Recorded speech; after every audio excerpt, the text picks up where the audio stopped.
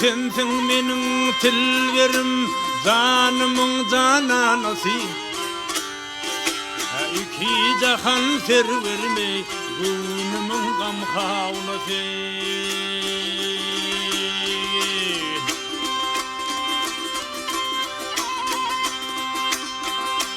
Yüzlerin gül gül müdür, ovadın bülbül müdür? Taşların sülbül müdür, dişlerin iyidir demledi.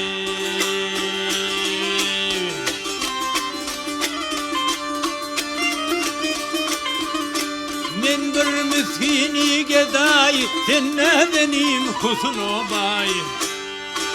Sen nedenim kusun obay. Kırpığın ok başın yay, min fakir ve sağlısı.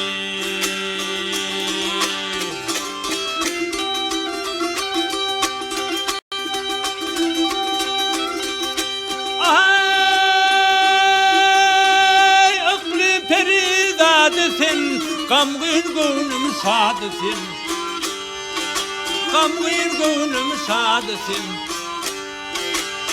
Bir ışığın odusin, min fakir sağlısı.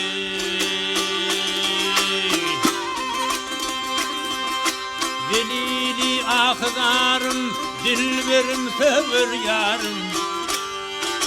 Dilberime söver yarım. Bir sörfen yekerim, bir senemi divanlısı. Ha ha ha ha ha ha.